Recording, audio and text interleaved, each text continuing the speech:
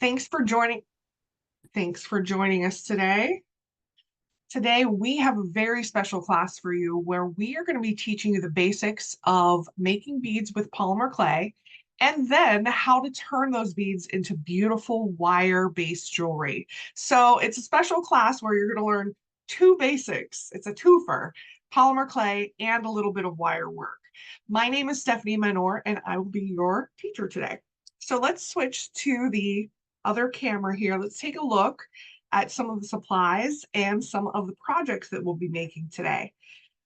So these projects are all made from handmade polymer clay beads. You can see some of them are solid. Some of them have a little bit of a swirl to them. And that first one that I held up was a keychain. This is a lanyard. And the big project we're working on today is this wired bangle. So it has a hook and eye clasp. So you can see that it's stretchy and you can make this in any size. And then finally, we have some wired rings. These became viral on social media a couple of years back. I don't know if anybody remembers that, but they're very, very simple to make with just one bead, and we'll show you how to do all that. All right, let me clear some space here. And first, before we even get into the polymer clay part, I just wanted to talk about wire a little bit. We'll be using two different kinds of wire in today's class. These are craft wire, and they are two different gauges. And so gauges in wire tells you how thick it is. This is a 20 gauge, and this is a 24 gauge. And if I hold them together, maybe you can see the difference. The 20 gauge is thick, the 24 gauge is thin. And I know that the number's bigger and it's opposite of what you think in your head, that the 20 gauge should be the smaller gauge since it's a smaller number, but that's not the case. 20 gauge is thick, 24 gauge is thin. And we'll show you how to use these as we go. I also have some specialty tools. This is a loop maker. I'm using it as a bead, a ring mandrel though, so to size and shape our rings. I have some pliers here, including a regular chain nose plier, a round nose plier. These are special jewelry pliers, and just a flush cutter or a wire cutter, an end nipper. These are all different terms for different kinds of cutting implements that we can use. I also have a little mini hand drill here and a pokey, I think this is called an awl. And some other assorted little goodies here that we'll bring out. So let's talk about polymer clay. So the clay that we are dealing with, there's two different kinds. One is solid color clay. And this clay is a special clay that is sold in the jewelry making department at Michael's, not in the regular, like there's a clay section and then there's the jewelry section. Go to the jewelry section because that is where you're going to find this clay. It's available in lots of solid colors, but it's also available in patterns. And so this is a completely new innovation where the pattern of the clay is in the clay already. And so this is a huge time saver for you. Here's some other patterns. This is a huge time saver for you because just to create swirled or checkerboard or wavy patterns is a whole skill set unto itself. So we've kind of already done that step for you. And so we'll show you how you can use these to create beads. One other very important tool that I haven't talked about yet is this little guy here. It has two pieces that slide together. This is a bead maker, and it makes 3 different sizes of round beads. And we're going to be using this. You'll see exactly how to use it. It makes 6 mm, 8 mm, and 10 mm beads. And, you know, in jewelry world, we always deal in millimeters. And so the smallest is 6 millimeters up to 10 millimeters. 10 millimeters is about 1/2 inch. Okay, and so that is what it looks like from the side, and that's how it slides together. All right, let's jump right in. First, we're going to work with solid clay. So this is solid clay. This color came from this middle color here. And with solid clay, a very important thing that you want to do is condition the clay. And that's what I'm doing here. Conditioning is just playing with it and rolling it around, folding it onto itself. You are warming it up and you're getting ready to work with it. So conditioning of solid clay is really important. When we're working with pattern clay, we can't condition it in exactly the same way because we will mess up all of those gorgeous patterns in there, but we'll show you how to deal with that.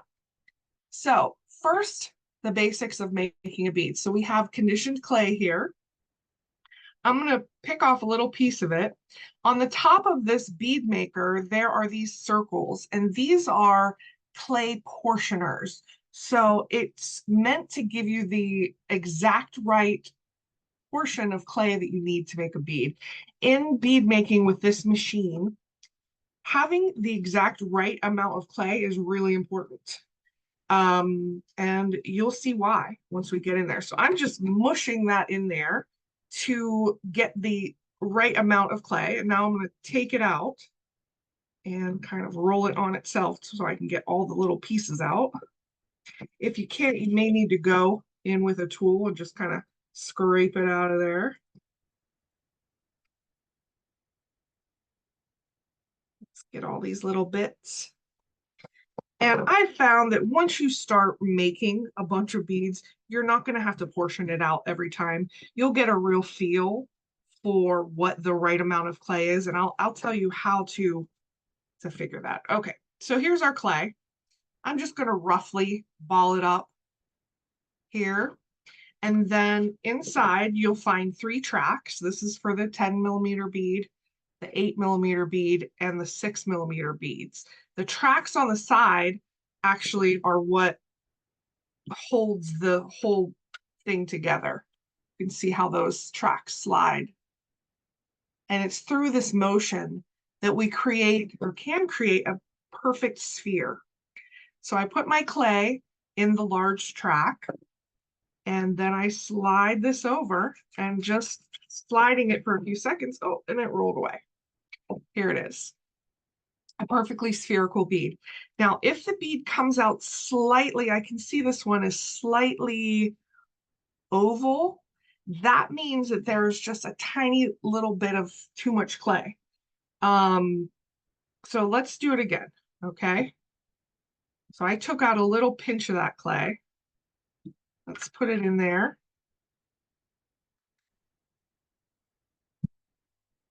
There you go. And so you see how this is slightly oval. If it comes out oval, you know that there's slightly too much clay in there. So like I said, the portioning of it is really important, and you'll get a feel for what is the right one. There we go. And there he is. Okay. And you may need to just kind of touch it up just a little bit, but it's as simple as that. Making beads. Let's do another one. And this time I'm going to intentionally put too much clay in. So here's too much.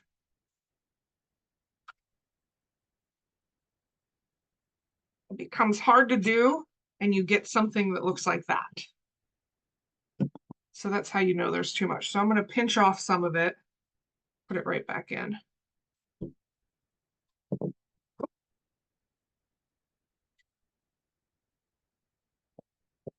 And this allows you to create that perfect sphere that is burnished. It's a lot better than what you're going to get by doing it in your hands, because your hands, you're going to get fingerprints, you're going to get nail gouges in there. And so here we have the beginnings of 2 beads. And it's just as simple as that. Now, if you want to use pattern clay, this is an example. This is some leftover pattern clay I had from another project. So we don't want to condition it in the same way that we condition the solid clay, because we want to keep as many of these sort of patterns in there that we can. But it's going to end up being swirly. See how these beads are like more marbleized? That is the effect you're going to get when you work with any of the different patterns of clay. it will kind of be more of a swirl finish. Okay. So I have this, I'm not like folding it on itself, but I'm just kind of warming it up in my hands. You see what I'm doing? It's still in the same, it's still in the same kind of shape, but I can feel I'm warming it up in my hands. All right, so I'm going to take a hunk of this like that. And you'll notice that once you do a lot of these, you may need to clean up your tool here a little bit and get some excess clay on there. So let's put our pattern piece in. Oh, and sometimes that can happen. Let's try again. Maybe I was too aggressive.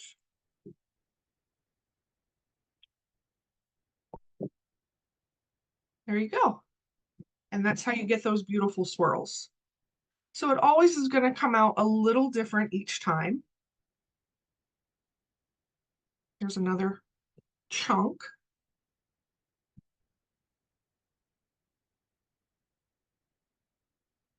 This one might be a little too much. Let's see.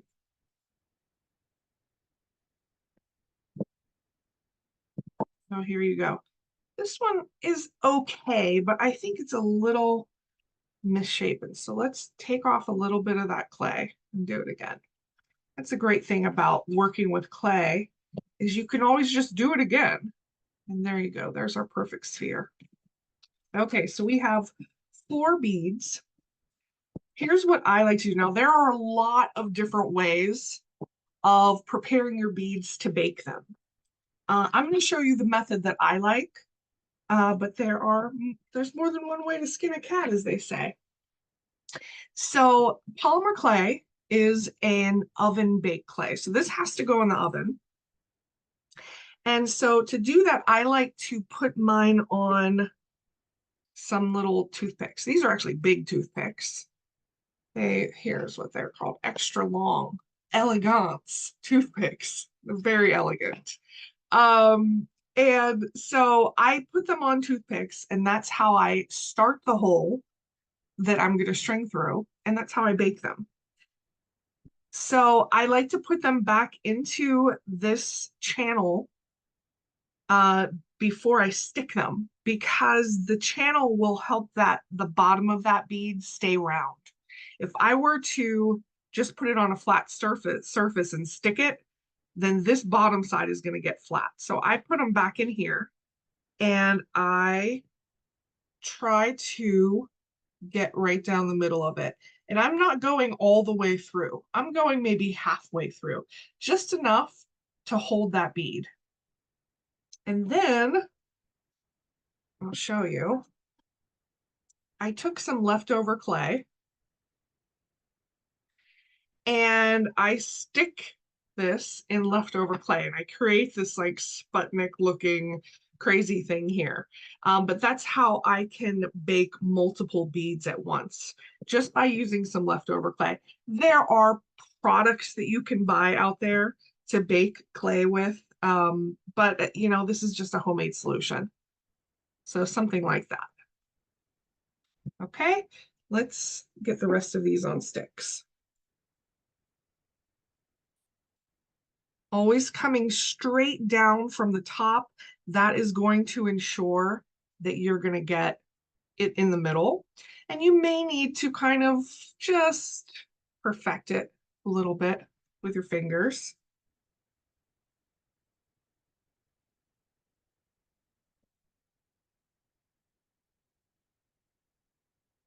Okay. And one more.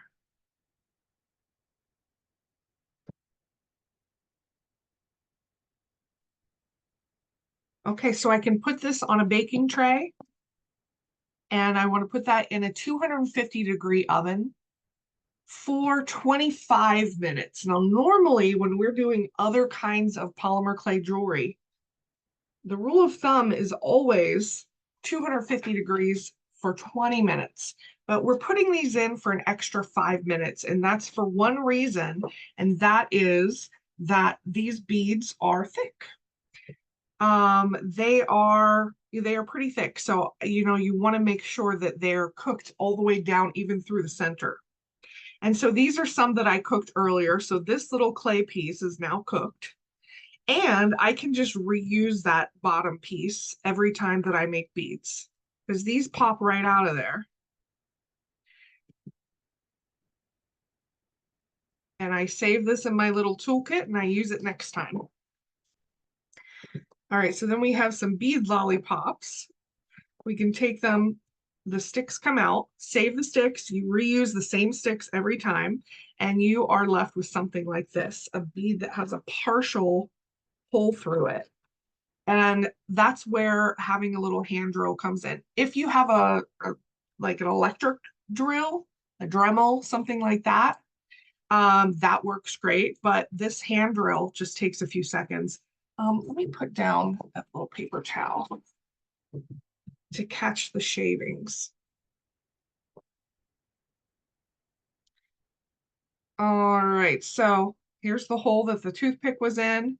I can just place that drill right in there and drill it the rest of the way. And it only takes a few seconds for that drill to go all the way through. And I like to just kind of, I don't know, clean it up, twist it around. You're going to have a lot of extra little material, and then pull it off of the drill. This is ready to use. You can use a sharp tool just to make sure you got all the way through. You can kind of poke it in from this side, just making sure that when we go to put this on our wire, it'll go on very easily. Okay, so all the rest of these, same process. Just drill through it, kind of swirl it around on that drill, and then pull it off of the drill. Okay, one more.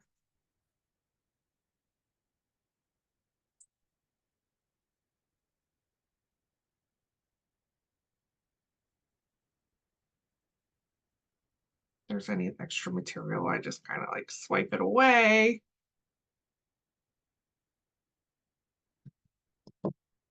There we go.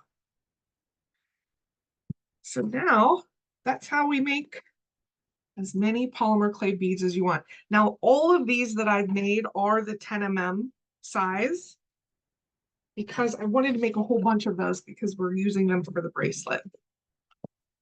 But let's make a 6 mm bead just to show you. And I am going to use the patterned clay.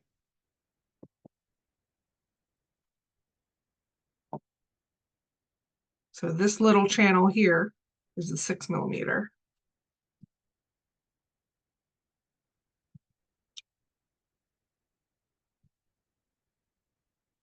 Nope, try again. Might not always work on your first try, especially if you have too much clay in there. Because what is making it spherical is the friction against the sides here. That one fell out too early.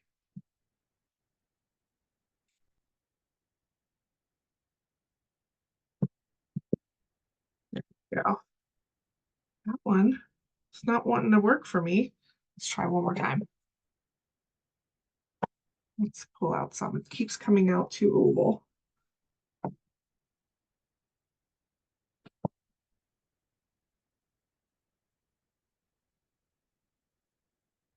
think with the smaller size, you need to go even slower.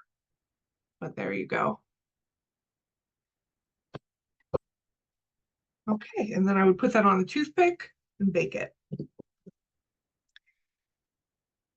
All right, so if you have any questions, go ahead and ask them in the chat. We have some folks there that are going to be able to answer you. If I happen to see your question come up live, I'm happy to answer it live on the air. Now, we have all of these beautiful beads. They're gorgeous. So what do we do with them? That is where wire working comes in. Now, if you have never done any wire working before, this is perfect for you, because I'm going to take it really slow. and show you exactly what to do. I'm just going to straighten this out so you can get a feel for what it looks like straight. This is the end we're going to start with, and we add each bead one by one, and we're going to wrap the wires around it, and I will show you exactly how to do that. And then we end up with a bracelet like that. Okay, so to start with, you need 20 gauge wire. So 20 gauge is fairly thick. And this is the wire. You can make the whole bracelet with 20 gauge wire. This bracelet is made all with 20 gauge wire. However, you can also mix 20 gauge with a smaller, thinner gauge to make it a little easier on you. So I'm going to show you with using 2 gauges, but just know, don't feel like you have to go out and buy all these different gauges of wire. We want you to be able to work with what you have. And so you can just work with all 20 gauge. So first, we need to cut a piece of wire. It's about 9 inches of the 20 gauge. And then with your fingers, you want to straighten that out. There are special tools to do this straightening. It's called a nylon jaw plier. They were out of stock at my local Michael's. I wanted to have one of those today for you, but it's not absolutely necessary. You can get a similar effect by doing what I'm doing with your fingers and just kind of straighten it like that. It will straighten a lot easier if you have the correct tool, which is called a nylon jaw plier, which is a plier that is what it has nylon jaws, and you kind of pull it along the length and it straightens out your wire. Okay, so there's our 20 gauge wire. My 24 gauge wire, it needs to be a lot longer. We want it to be about 2.5 times, maybe even 3 times the size of this wire. So this is 9 inches. So this needs to be more than 20. I'm just kind of cutting this off camera. And I'm going to straighten this one out too.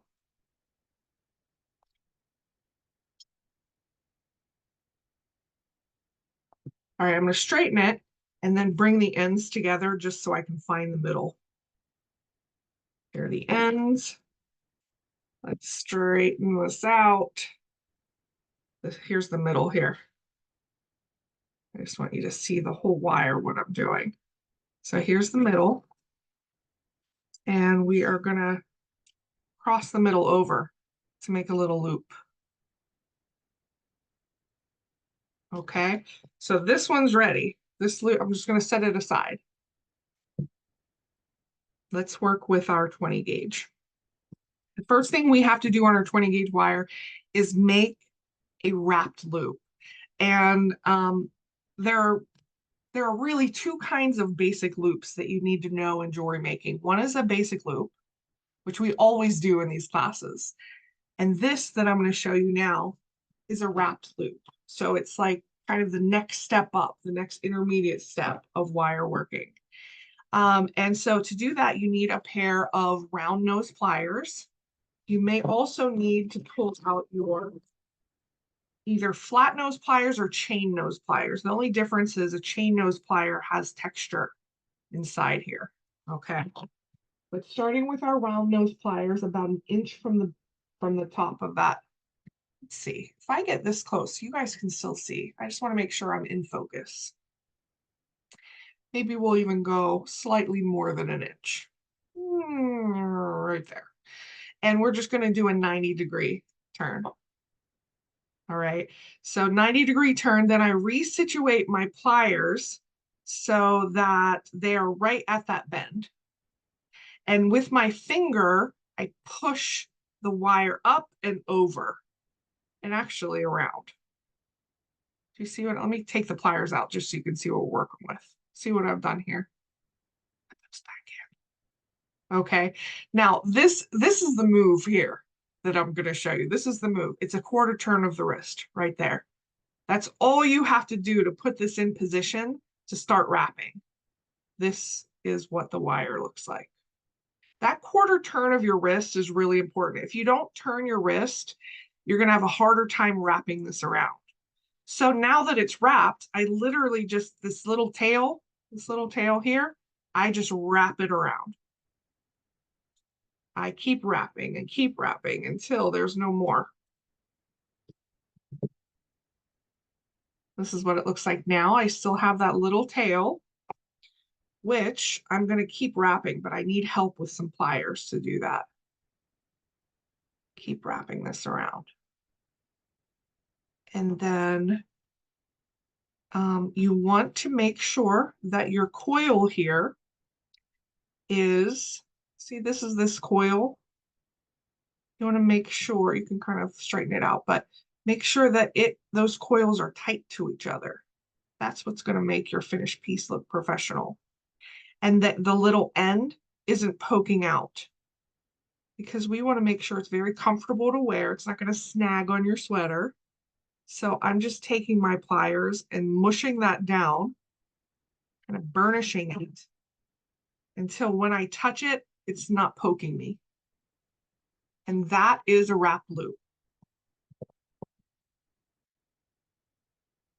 So interestingly, the steps to make our keychain and our lanyard, the beginning steps are exactly the same. The first thing we need to do is make a wrap loop up here.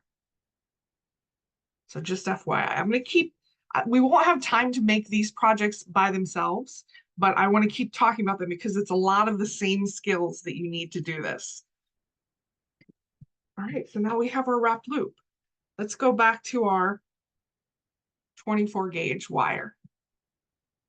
And now we want to put the wrap loop through that little, through the little bend that we made and pull. Well, let's go through there. He came out. And pull tight. So now this is going this way, this is going this way, and they are attached to,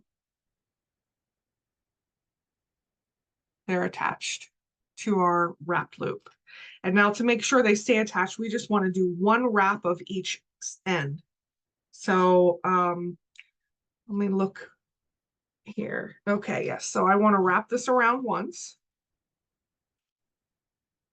back to its side, and I want to wrap this around once and back to its side. And that's how we start, because our wire project is going to use all three of these wires. So this part here, starting it, I think is the hardest part of the whole thing. So if you are doing this along with me and you've done this part, you're golden. From here on, it gets really easy. And so I am going to turn my project this way. And we are going to refer to this as the middle. This one is the top, and this one is the bottom. Okay, so you are going to start putting beads on the middle. The beads are only ever going to go on this middle wire. These wires on the outside we're going to use to wrap around the beads, but the beads always string onto this one. So let's get our first bead on there.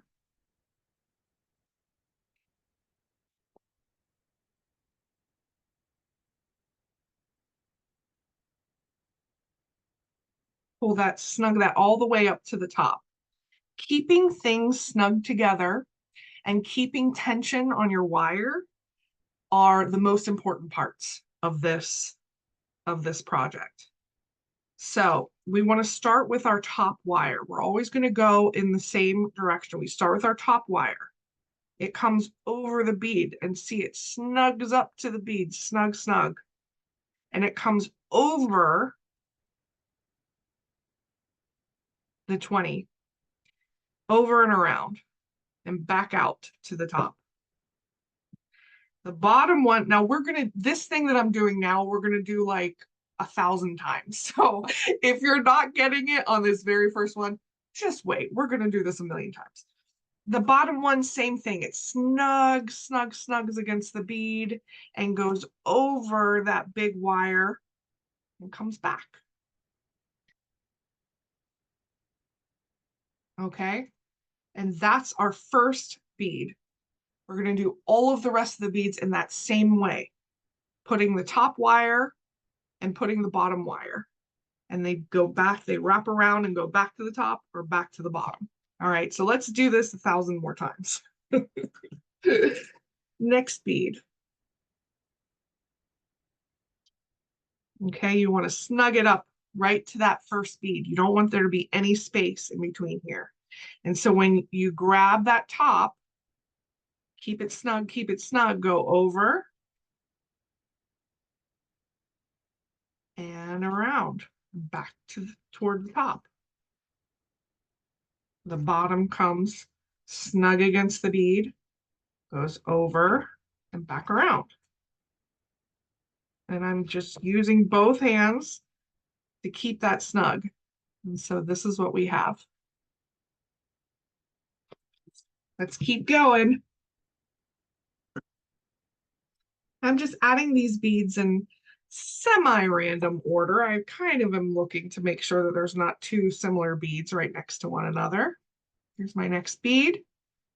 Snug it. Oh. Come over. Some of this is just wire management. Over and around.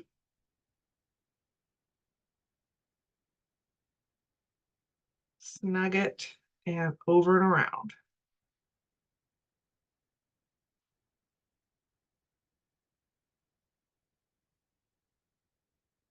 All right, let's keep going.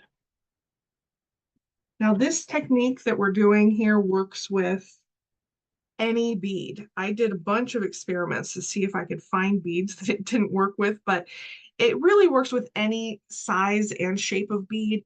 But if you're a beginner, stick with round beads to begin with, because when you get into bicone shapes and tube shapes, it just gets a little more complicated. So sticking with round beads in the beginning is what you want to do. I'm just managing my wires here. Bringing this one over and back. Now we have 4. Let's put on one of these.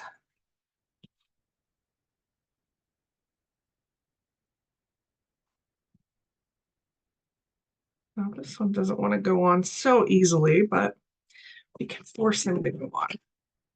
If your bead doesn't want to go on, just grab your pliers to hold and we can eventually beat him into submission.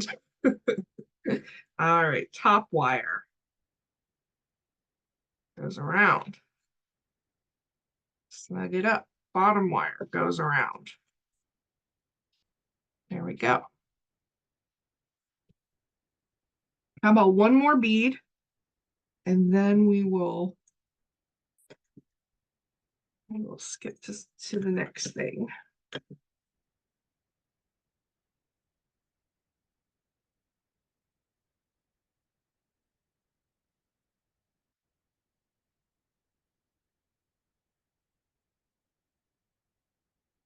Over and up. There you go. Make sure you do it in the same order each time. The top wire goes and then the bottom wire goes. Okay, so let's pretend that I've gotten all the beads on there and now I'm at the end. I'm actually gonna just snip this extra wire because it's easier to work with. So let's get rid of this. So we're pretending that we have a whole bracelet here. Now we need to create the end over here. I have another, I'm going to go through this process twice with you because I've found that beginning and ending, that's really where the difficulty is. So I want to show you twice. So here we've put our last bead on. We've put it up against our wrist and realized that we have enough beads to go around our wrist. And so we need to end it in some way. So the first step in ending it is we have to deal with our top and bottom wires. And so to deal with them, we just want to wrap them around that bottom wire, like we did at the beginning. Maybe 2-3 wraps, and cut it off.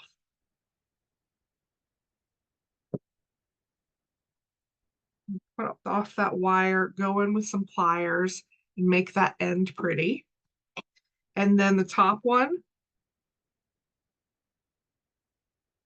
same thing. Wrap 2 or 3 times and cut that off. And again, go in with your pliers and make sure that there's no sharp parts. And so then you're just going to be left with the 20 gauge going through there, like a little bead lollipop. Okay.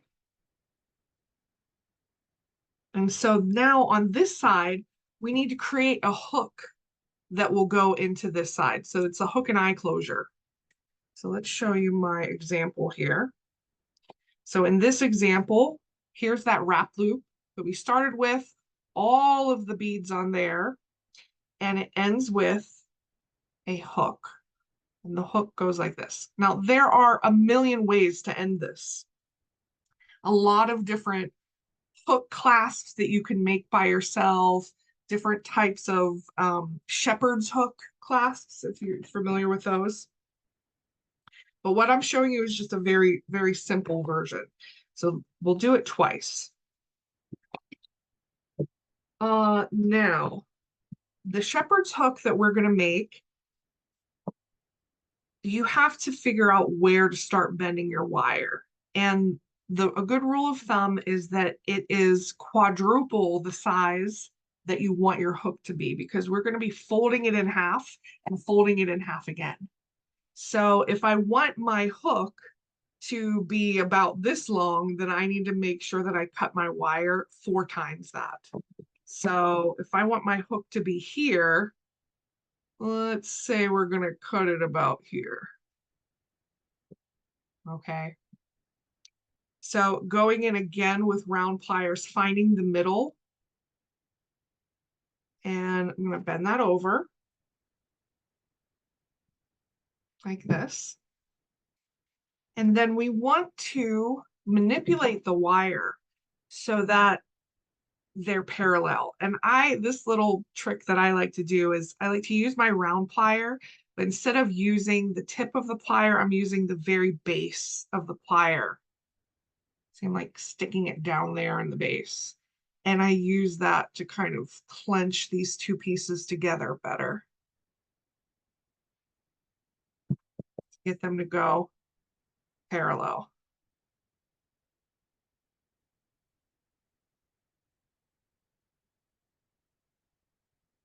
I might have to end up trimming this, but let's see. And now to make my hook, find the middle again and bend this over. And that's going to be my hook. And so now I only have to deal with this little end piece here. And so to do that, I'm going to hold the hook with one plier and with my hands wrap around. And I may need to get 2 pliers in there to finish wrapping that.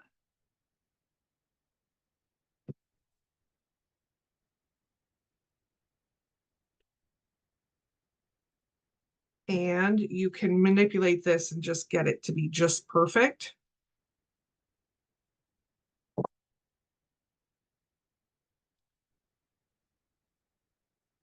But so this is like the world's smallest bracelet, right? But if it was a real bracelet, this is how it would work. Okay, now let's do that for real. This was the low stakes one because this was just my little sampler. Let's move into higher stakes, which is this. So I made this last night. This is silver wire with gold metal beads. So any type of bead here works, glass, metal, polymer clay. These are 6mm gold beads. And so I've worked this all the way up to the point where we need to add that hook. So let's add the hook.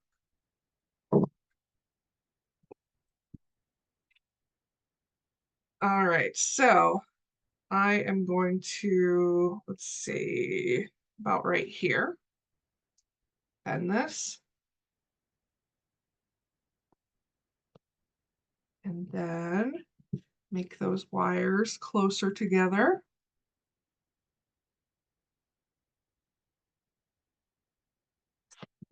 It's still parallel. I don't want them to cross yet. And then, let's see, right there, and it over on itself. And I just have to deal with the end. So I'm going to hold this. Actually, you know what? Let me bend this back so I can still get in there and work. Let me bend this around itself. Wrap that all the way around. I think I'm going to have to use 2 pliers here. One to hold this in place, and one to grab that little end. We're wrapping him all the way around.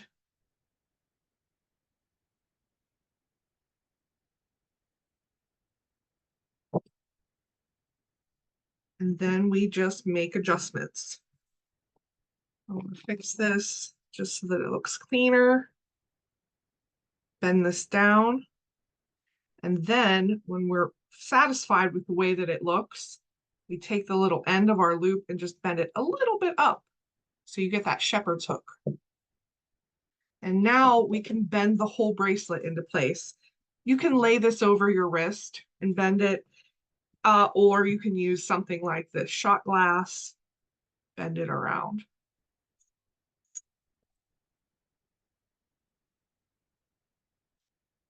And you want to situate that hook so that it will go through there very easily. And that's how you make a custom bangle bracelet with a hook closure. Pretty cool, huh? So wire work is one of those jewelry skills that is very easy to do, but hard to master. So what I'm showing, I'm by no means a master at wire work, but this shows you the basics. And the more you do it, the more easy it will come to you. I'll show you some other options of this technique.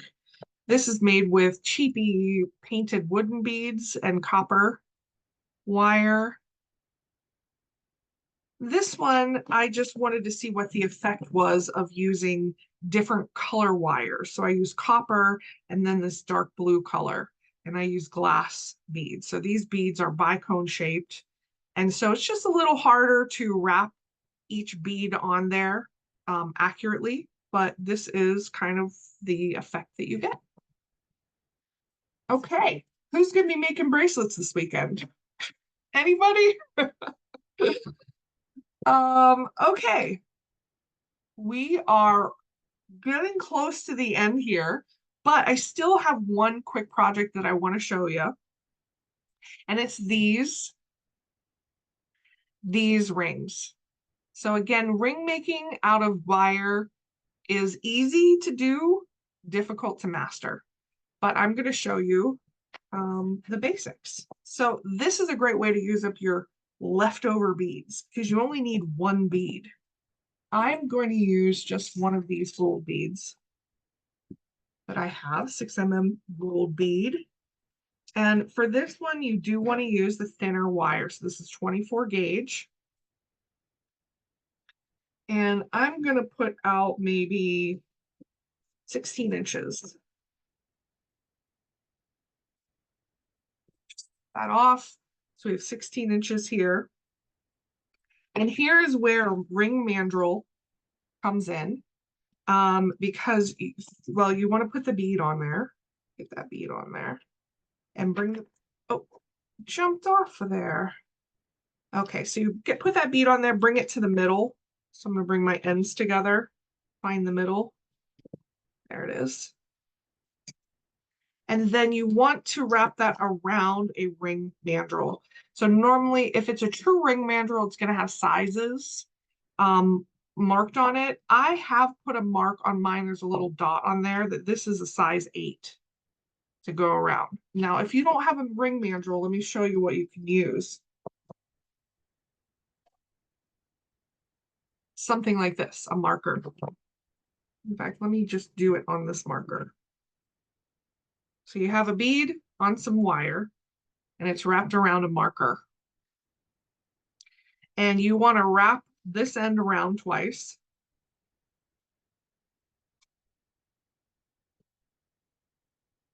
And I'm trying to hold these in process while I wrap this end twice. Okay, now while it's still on this form, it's going to want to jump around on you. But while it's still on the form, take the end and wrap it around the bead twice. And take this end. Ooh, okay. Take this end and wrap it around the bead in the opposite direction twice.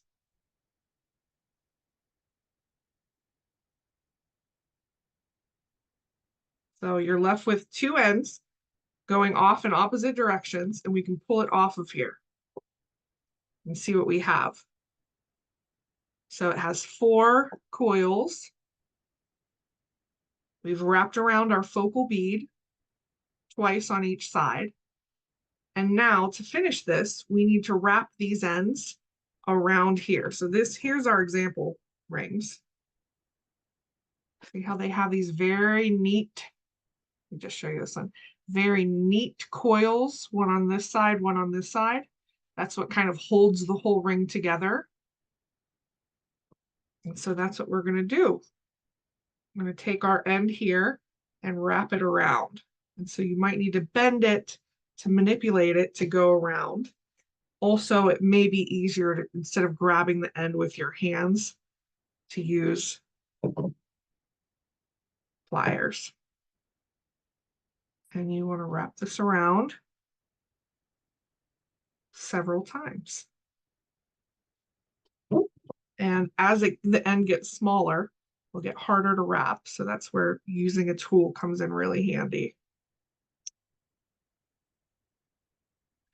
And this is why I say that wire work is very easy to do, hard to master, because it's in the neatness of the wraps that your work is going to be judged. All right, once you've wrapped it 3 or 4 times, you can kind of cut that off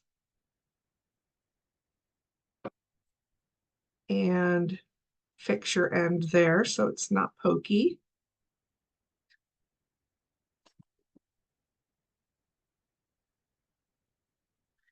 And then what you can do is just straighten up your coil, which is just kind of pushing it on itself. Okay, let's do the same thing on the other side.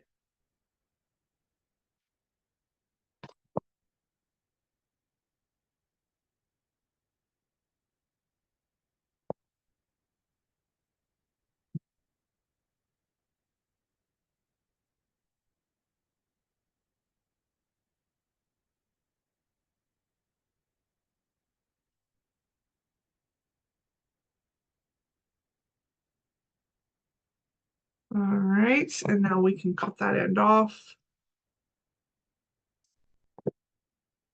And make sure it's not poking.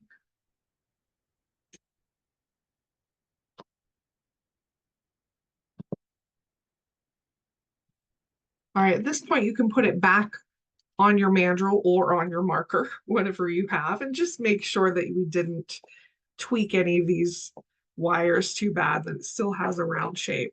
And this is what you have. So it's not going to be perfect unless you are a master wire artisan. It's not going to be perfect, but it's handmade, and that counts for something. So here's the one that I just made. Here's an example. This has a polymer clay bead on it. So that's what it might look like if you use your newly acquired polymer clay skills. And then this one just has, I used a little faceted bead on that one. Each one is going to come out a little differently, but it's super, super fun to do. So I urge you to try this out because you're going to have fun.